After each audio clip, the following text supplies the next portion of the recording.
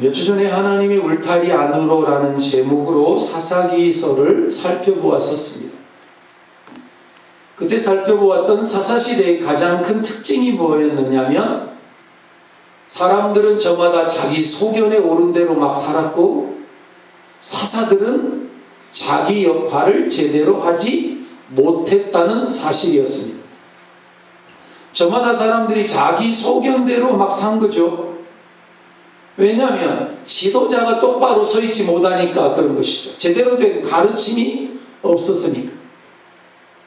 그래서 지도자가 중요하다는 사실들을 다시 한번 경험하게 됩니다. 특별히 영적인 지도자가 중요하다는 것, 이건 탈레반의 사건을 보면 뼈저리게 느낄 수 있습니다.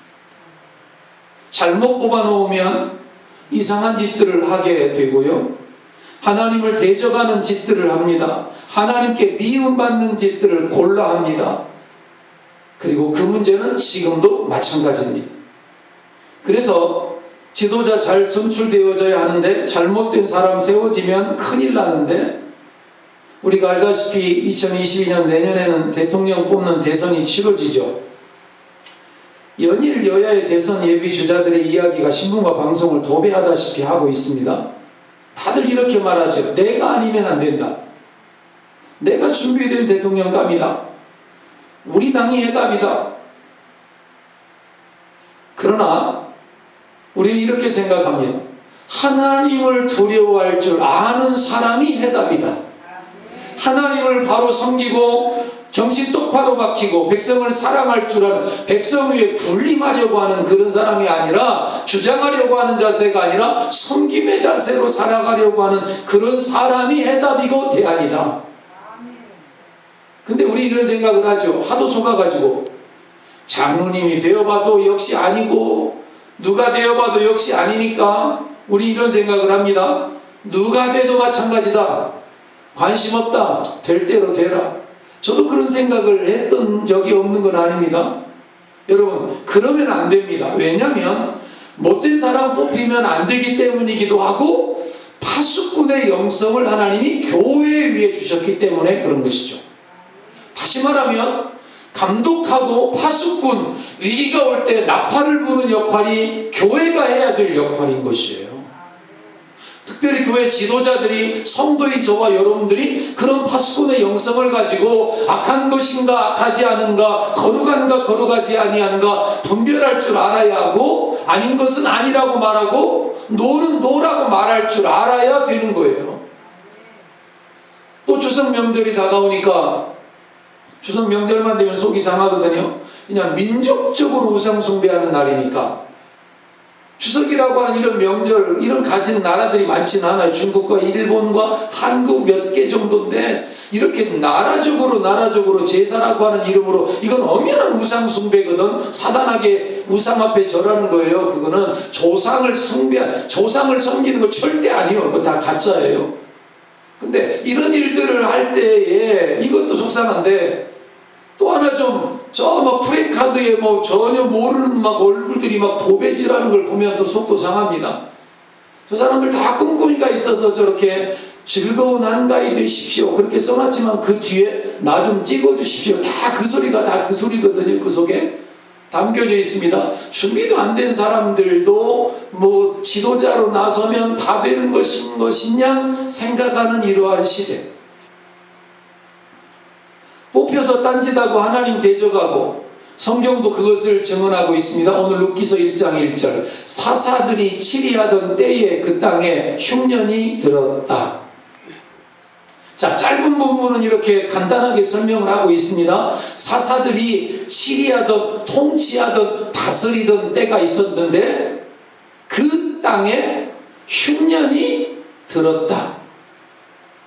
자세히 보시면 사사들과 사사들의 통치하던 때의 시간, 그리고 그때의 상황을 흉년이라고 하는 것을 언급하면서 성경 저자가 이 본문을 룻기서의 문을 여는 1장 1절에 그냥 쓴 게 아니라, 그냥 툭 던진 게 아니라 어떤 의도를 가지고 이 말씀을 문을 여는 말씀 앞에 이렇게 내어놓았다는 사실을 우리는 알 수 있어야 합니다. 다시 말하면 사사들과 지도자들과 흉년은 모종의 어떤 연관 관련이 있다는 사실을 알려주려고 저런 말씀이 저기 기록되어져 있는 거죠. 다시 말해봅니다. 사사시대가 말해지는 흉년이라는 말은 오해하지 마세요. 먹고 살 것이 쌀이 식량이 떨어지는 흉년만을 말하는 게 아니라는 뉘앙스가 저 속에 담겨져 있는 거예요. 더 중요한, 더 근본적인 흉년이 저 속에 있다는 사실이죠. 그들이 다스리던 때에 흉년이 말해졌는데 그 흉년은 말씀의 흉년이었던 것이고요. 말씀의 궁핍과 말씀의 기갈이었기 때문에 그것이 이어져서 지도자들의 부재, 백성들의 아나무인격의 삶, 그리고 저마다 자기 소견에 옳은 대로 살아가는 시대, 더 나아가서 하나님의 흉년, 이것이 연쇄적인 반응을 일으켜서 저와 같은 악순환의, 선순환의 역사가 아니라 악순환의 역사가 계속되어지는 이야기를 우리에게 말해주고 있습니다. 사무엘상 3장 1절에 보면 당시의 상황을 잘 표현하고 있습니다. 여호와의 말씀이 희귀하다. 하나님의 말씀이 희귀하다. 다시 말하면 하나님의 말씀이 하나님의 말씀으로 제대로 선포되어지지 않는다. 하나님의 말씀이 가감없이 증거되어지지 않는다. 하나님의 말씀 가지고 종교 지도자들이 장난질을 쳤던 거예요. 돈벌이 수단으로 사용했던 것이고요.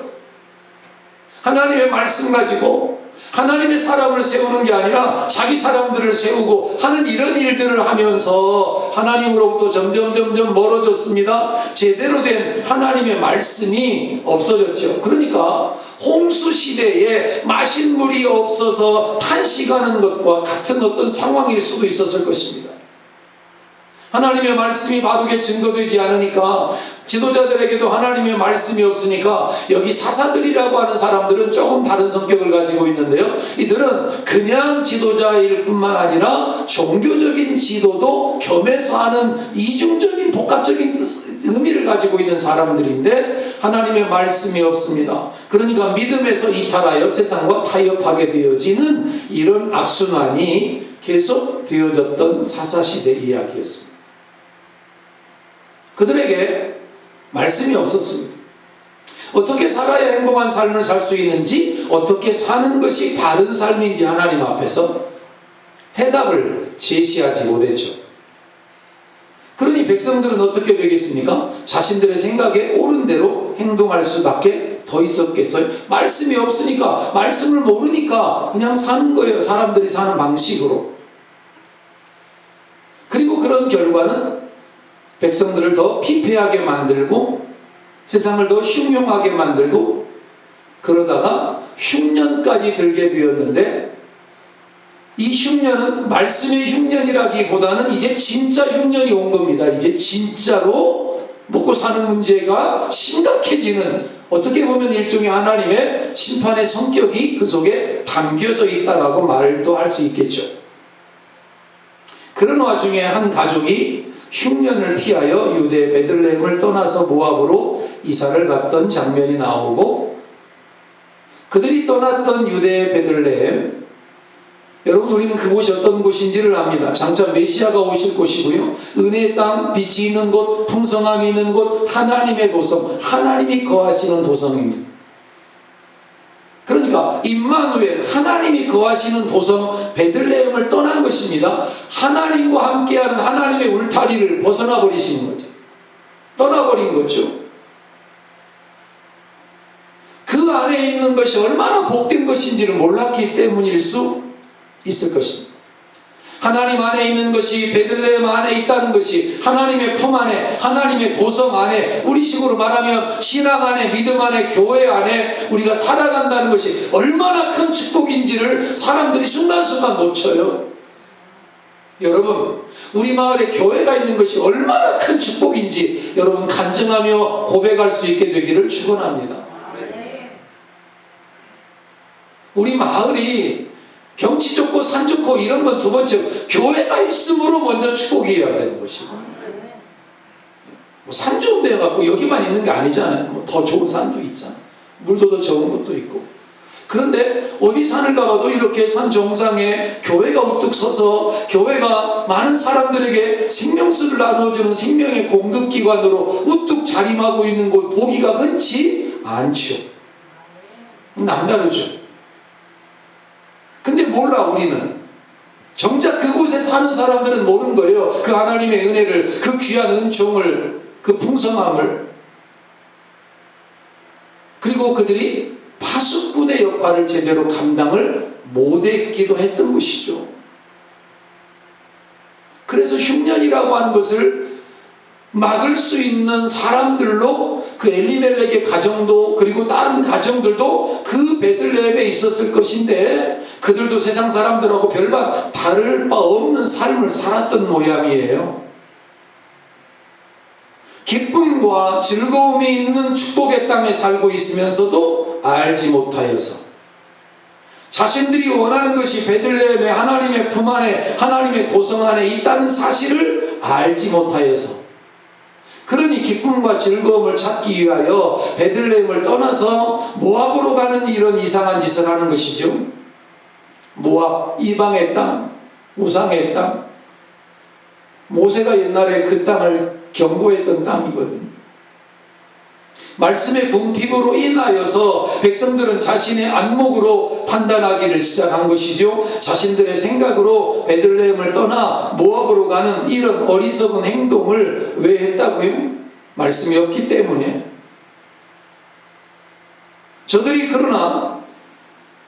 저들이 얻고자 했던 것, 필요한 것을 모압을 가면 얻을 것이라고 생각을 했는데, 모압에 가서 얻을 수 있었는가 했더니, 오늘 성경의 본문은 1절로 시작해서 2절, 3절, 4절 가면서 얻음이 아니라 이름이라는 단어가 바로바로 소개되어져 나오고 있습니다.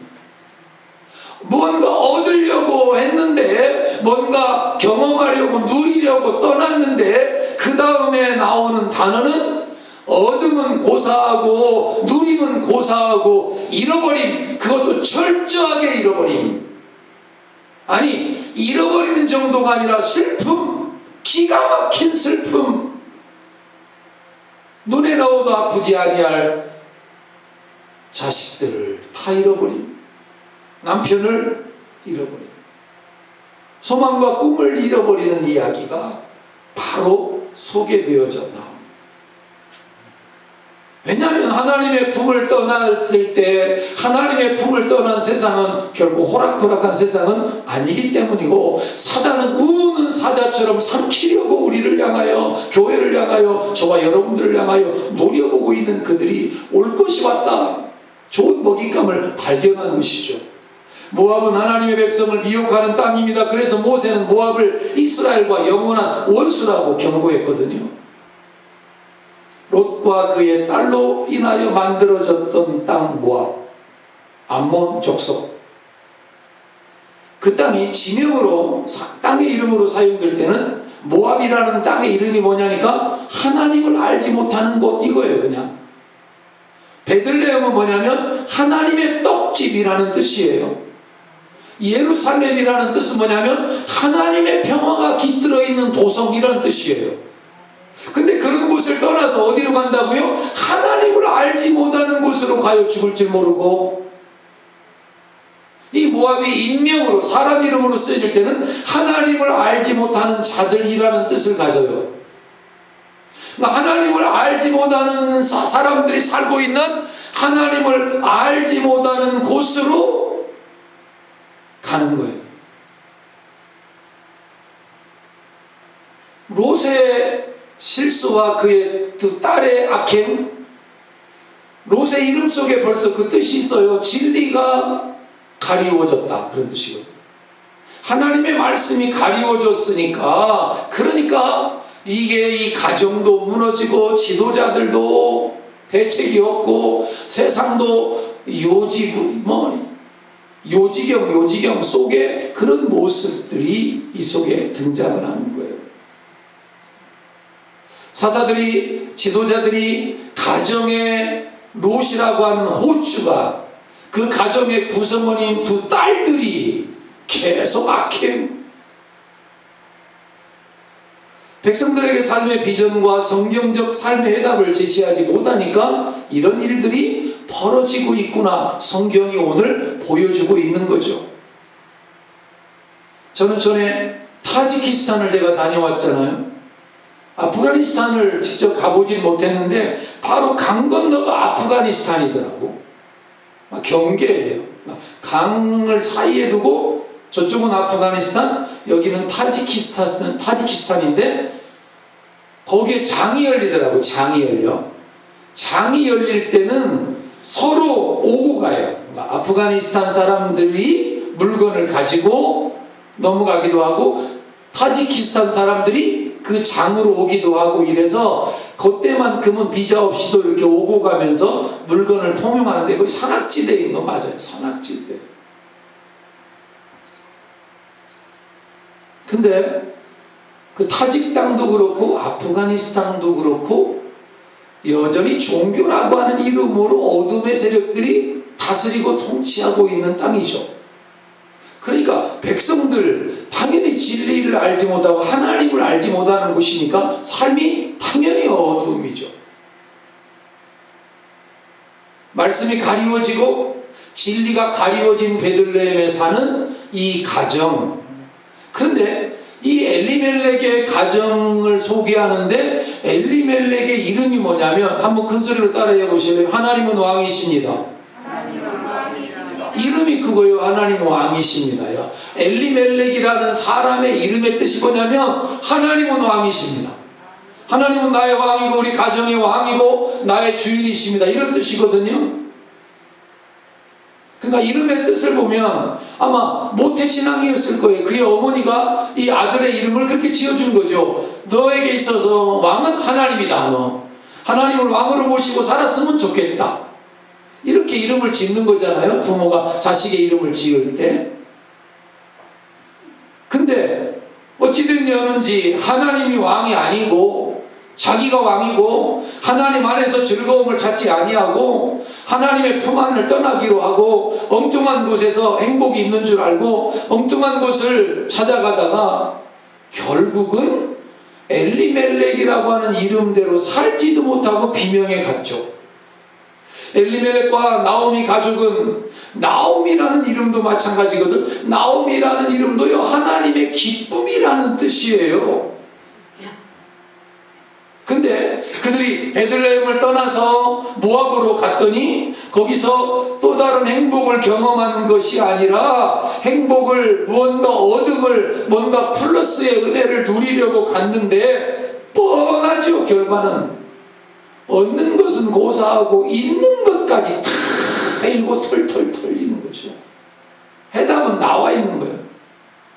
거기에서는 자신의 필요를 절대 채울 수 없어요. 자신의 행복을 절대 경험할 수 없어요. 하나님의 백성이 하나님이 왕이시고 하나님의 기쁨이며 하나님의 품 안에서 살아가야 할 사람들이 하나님의 품을 떠나서 어두운 진리가 가려진 땅에 가서 뭘 얻겠어요? 뭔 행복을 경험할 수 있겠어요? 가진 것조차 다 잃게 되는 결과를 그들이 경험하잖아요. 나오미란 이름의 의미가 두 가지가 있는데 하나는 사람 편에서는 참된 즐거움을 얻고자 한다 이런 뜻도 있고 하나님 편에서는 사랑을 입은 사람, 은혜를 입은 사람, 하나님의 사랑을 입은 사람이죠. 근데 그런 나오미조차도 참된 즐거움을 얻기 위해서는 돈이 최고다, 물질이 최고다, 더 많이 가지고 누려야 된다 이런 세상 사람들하고 똑같이 행동을 했어요. 물질이 풍부하면 소유가 많아지면 비례해서 즐거움과 기쁨과 행복이 있을 거라 생각을 한 거죠. 그러나 물질도 못 얻었고 행복은 고사하고 오히려 다 잃게 되고 남편도 아들도 결과는 더 비참해진 상황이 되고 말았다는 사실을 성경이 증언을 하고 있습니다. 그의 고백에서도 그런 고백을 볼 수 있습니다. 훗날 고향에 돌아와서 고향 사람들이 그를 보고 야 나오미가 돌아왔네 했을 때 그가 이렇게 말하죠. 나 나오미라고 부르지 마. 나는 마라야 마라. 자기가 자청한 일이에요. 나오미의 인생이었어요. 엘리멜렉의 인생이었다고요. 어려워도 흉년이 들어도 베들레헴을 지키고 파수꾼의 영성을 감당하면서 하나님 안에서 하나님의 품 안에서 살아갈 수 있었어야 했어요. 그러면 하나님이 그 안에서도 주시는 은혜가 있어요. 예? 어려움 속에서도 누리는 기쁨이 있어요. 행복이 있다고 많이 가져야만 행복한 게 아니요, 어려움 속에서도 하나님이 주시는 세상이 알 수 없는 기쁨과 즐거움과 희락이 있단 말이에요.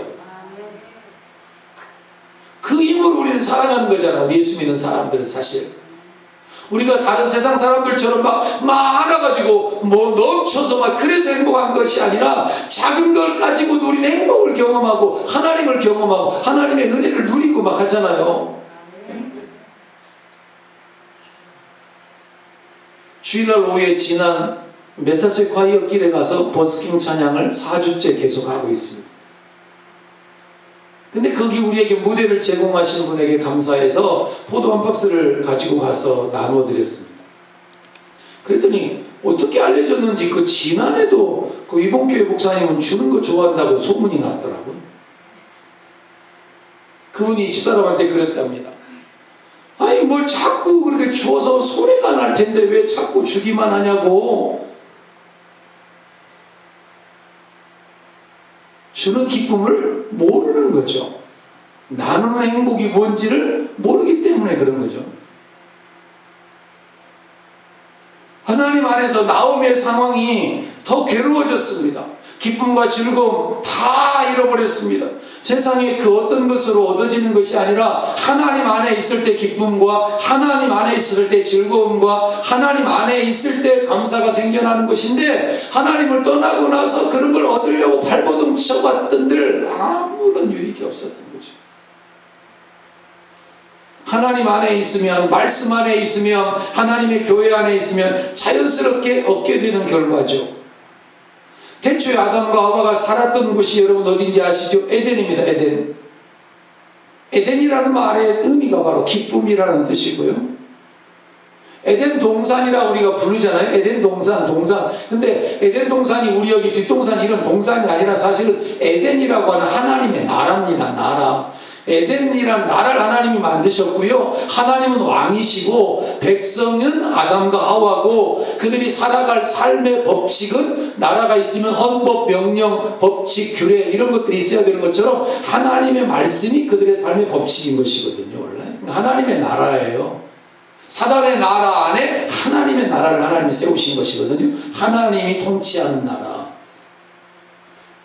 그 하나님 안에 있어야 기쁨이고 그 하나님의 나라 안에 있을 때 행복한 것인데, 아담과 하와가 기쁨을 상실하게 된 것이 뭐죠? 에덴으로부터 추방당해서 에덴으로부터 울타리 밖으로 쫓겨났을 때, 이때 이제 불행이 시작된 거거든요. 여러분 기억합시다. 사람들이 원하는 것은, 우리를 행복하게 해주는 것은, 우리에게 기쁨을 주는 것은 물질 속에 있는 것이 아니라 하나님 안에 있습니다. 말씀 안에 있습니다. 사람들이 그걸 몰라요. 그래서 자꾸 하나님을 떠나려고 하고 자꾸 하나님을 등지려고 시도합니다. 더 나아가서 하나님을 대적하려고 시도합니다. 국회의원이라는 사람들, 그 국민을 대변해서 살기 좋은 나라를 만들려고 뽑아가지고 여의도로 보냈더니, 이 사람들이 하는 짓거리가 몇몇 소수의 사람들의 의견을 대변하면서 소위 성적 자기 결정권이라고 하는 명분하에 동성애자들의 주장을 대변하는 거예요. 코로나 바이러스가 처음 막 퍼질 때 그 동성애자들의 모임에서 그게 막 퍼졌는데, 방송에서는 말도 안 하잖아요. 한마디 하고 찍소리도 안 하고.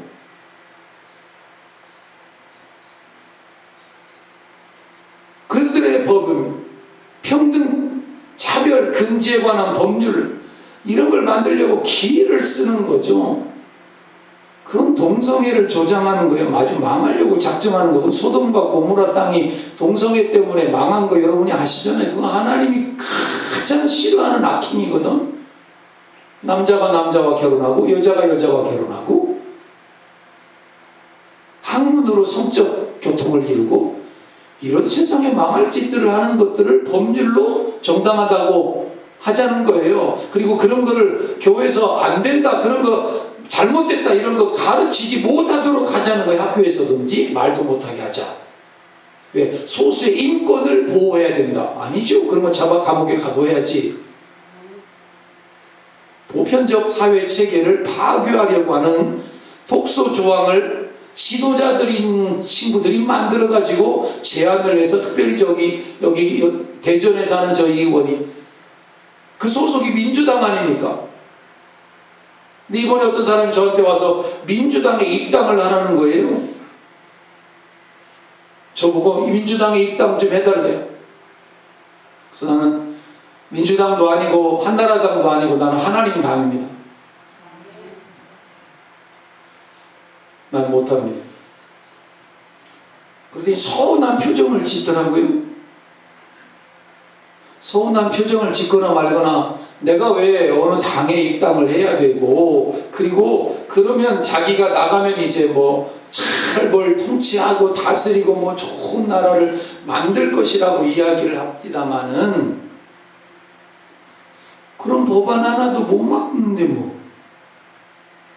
여러분도 우리도 좀 각성해야 되는, 우리 호남 사람들은 무조건 민주당은 막 다 좋다. 아니요. 그 사람이 어떤 사람인지를 봐야 되는 거예요. 어떤 사람이 뽑혀야, 대통령이 되어져야 나라를 좀 똑바로 바르게 세울 수 있을까를 좀 볼 수 있는 눈이 있어야 되고요.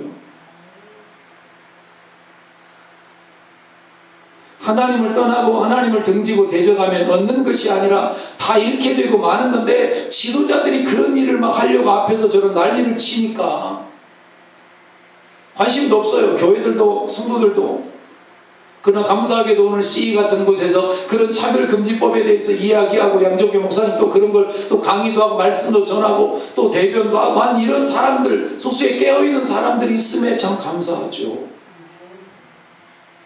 왜냐하면 그냥 그대로 놔뒀다가는 이거 망하는 길로 가는 거예요.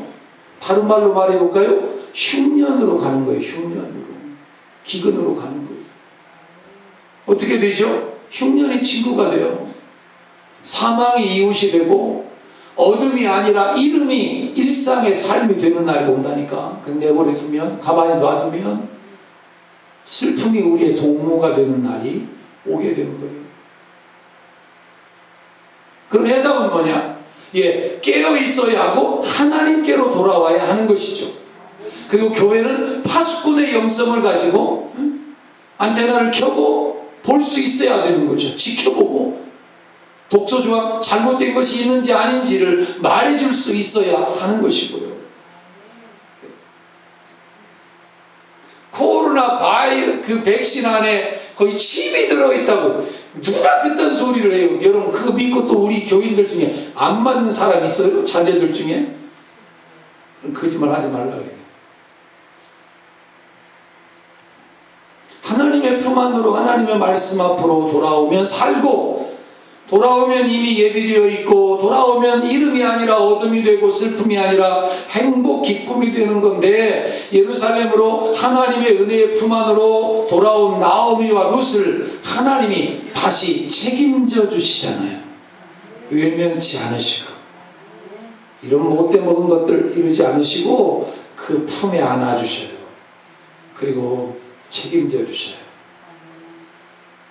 그리고 놀라운 반전을 이루어 주셔요. 예루살렘에 수많은 가정들이 있었지만 그 수많은 가정 중에 나오미의 가정, 그 엘리멜렉의 가정을 통해서 메시아가 오는 놀라운 위대한 역사의 계보에 그 가정을 써주셔요.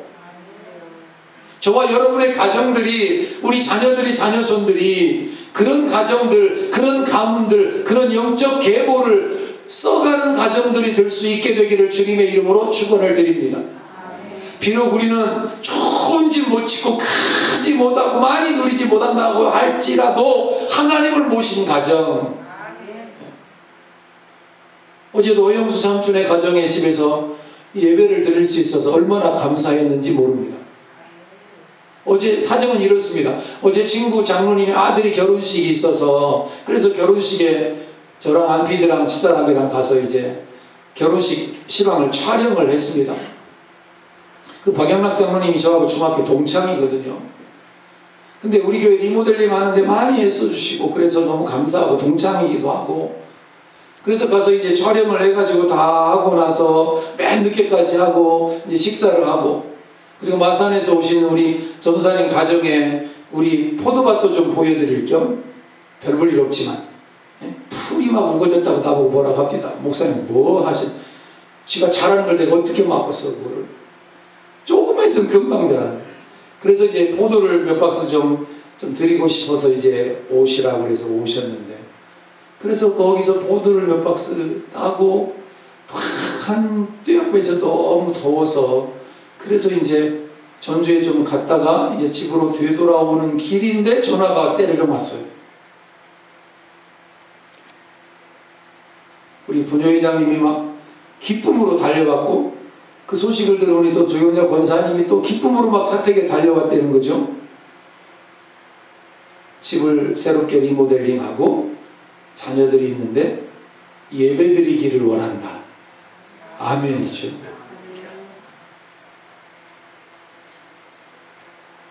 그래서 보니까 시간이 별로 없는 시간이에요.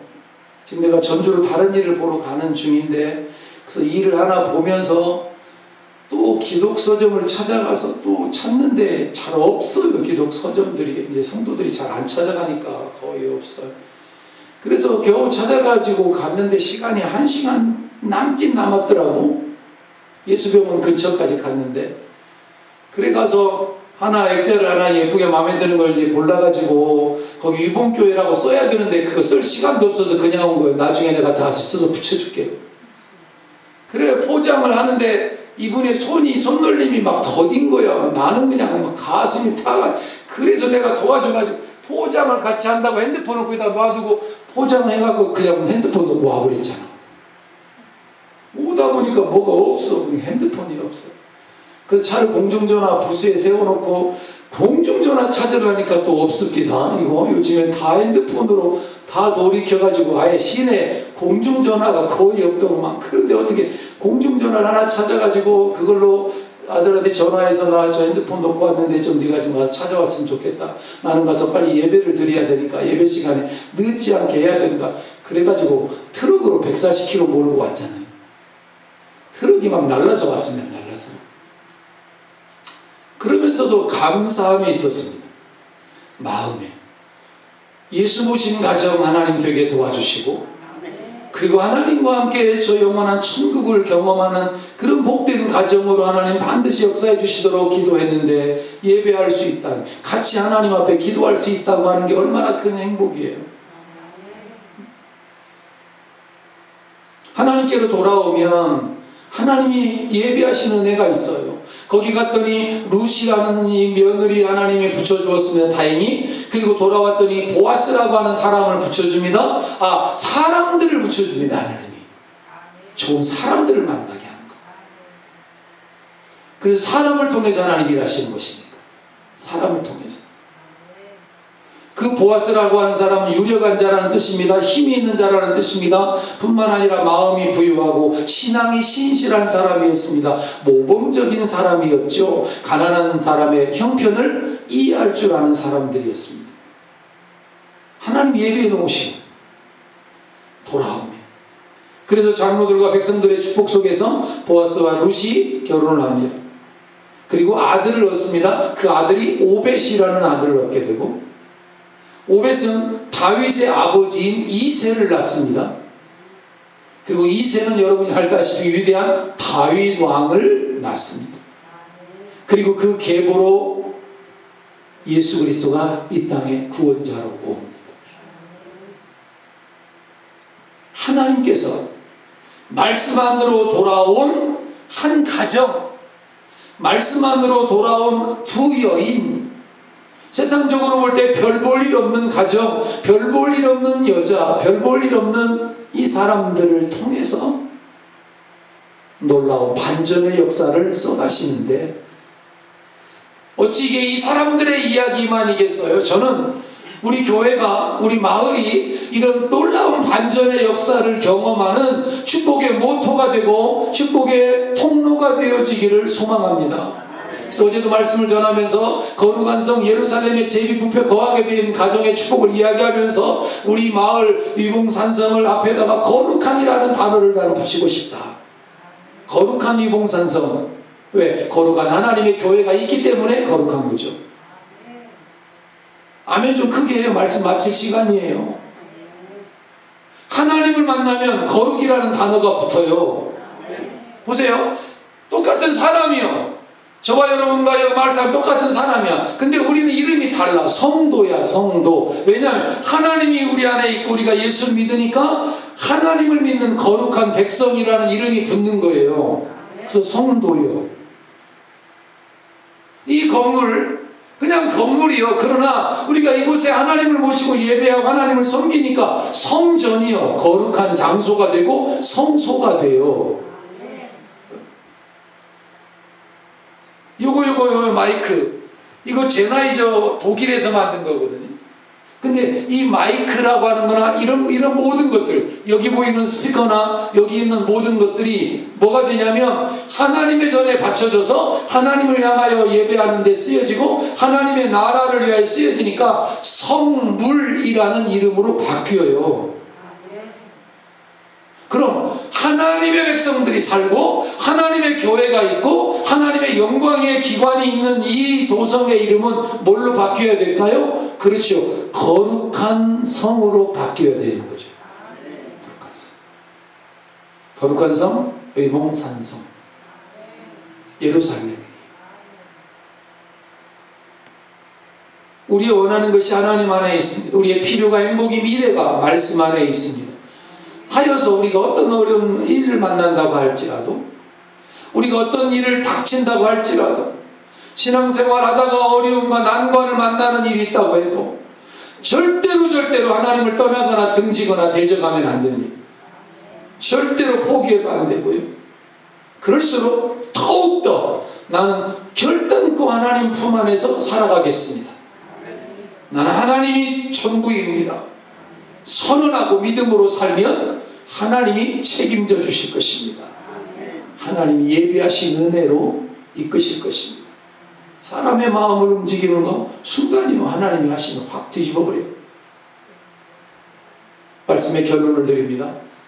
하나님께서 우리에게 하나님의 울타리 안에서 하나님의 도성 안에서 사는 은혜를 주셨는데 이 도성 안에 사는 저와 여러분들이 하나님의 축복의 통로가 되어지고 하나님의 은혜를 유통하는 그런 가정과 가문이 되어지고 나오미의 가정의 반전처럼 우리 믿는 사람들의 가정에 이런 반전의 역사들이 많이 쓰여지고 그것을 보는 저 사람들은 뭔가 보고 싶어 하는 거죠. 안 믿는 사람들이.